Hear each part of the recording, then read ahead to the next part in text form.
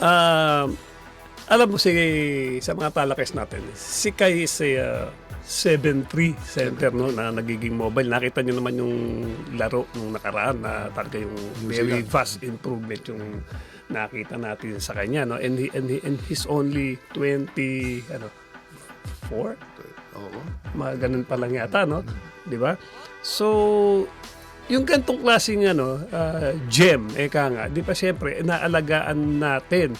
At siyempre, it's been an elusive dream for the Filipinos na may makitang Pinoy na pure breed na Pinoy na maglalaro. Kasi meron naman mga half-breed dun eh. Di ba? The likes of simula pa lang. Yung mga, bago pa yung mga Townsend.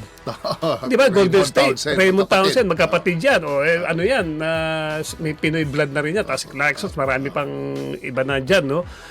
Ito talagang pure Filipino to. So ito talagang kung ano pwede mong mailagay si Kai na tournament na mag-e-excel siya sa kanyang skills and mag-mature, doon siya ilagay. At nakikita ko, no, the ticket going to the NBA is yung bilig. Kasi he is up against even bigger and taller na imports nandoon. Although siyempre ilan lang naman yung imports siya is considered Asian import, pero may mga imports doon na malalaki rin talaga di ba? Makikipagbanggaan ka talaga, ipupush siya. And even yung mga ibang mga local players doon ng teams na bibigyan ng hard time si Kai, no?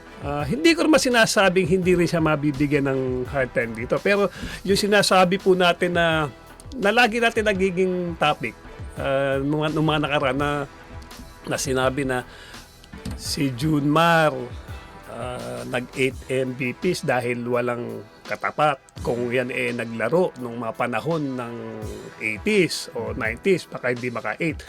Ganon din pag naglaro si Kai dito sa PBA. Di ba? Yung magiging challenge sa kanya, hindi ganun kataas na ibibigay sa kanyang challenge sa bilig. Di ba? Siyempre dito, sino babantay sa di si Junmar. After Junmar, sino? Correct. Wala na. Japet, ilang taon na si Japet. O sige, si Japet, o sino pa? Di ba, na pwedeng bumantay sa... aalis pa ngayon yung Christian Star Hardinger. Di ilan na lang. Di wala na, di ba? So, dito, sa tingin ko, maalantala ang development ni Kai. Kasi nakikita niya, kayang-kaya, walang challenge na magbibigay sa... Unlike, pag nasa bilig yan, andun yung mga naglalaki ang import. Di ba?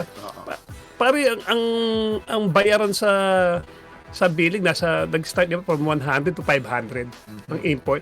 Ang Asian import nasa umaabot na pag magaling ka to 300k.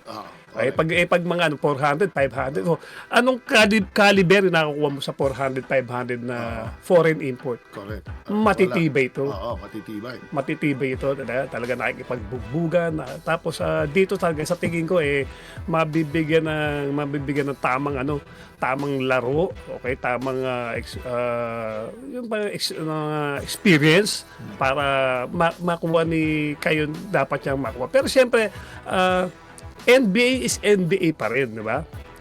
Although dream yan, long term yun. Okay?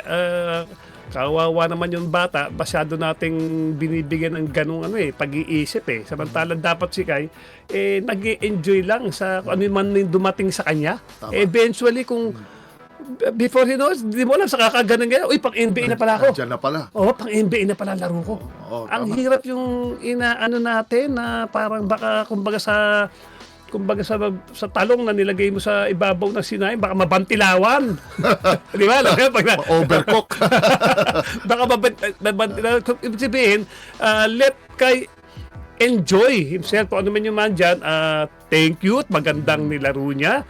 But the thing is, yung consistency. If he can be consistent sa lahat ng games siya, then let's see.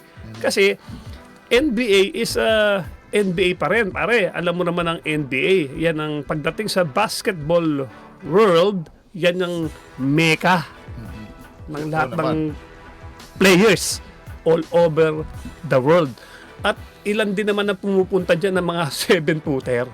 Oo. ang dami rin yung mga Ang kalaban dami din, dyan, di ba? marami rin. Medyo masikip din ang labanan dyan eh. So, nakita niyo mo naman, di ba, inimbita siya sa, I think it was sa Magic. All of a sudden, nilagay siya sa lineup. Hindi naman siya ganong ginamit.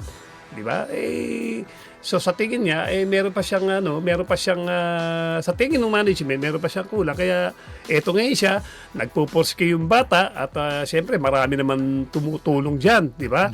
May handler yan eh. Hindi naman basta siya lang mag-isa. So alam ng handler niya kung anong tamang tatahakin na landas muna ni Kyle patungo kung doon nga siya abot sa kanyang pinapangarap at maging pinapangarap nating lahat.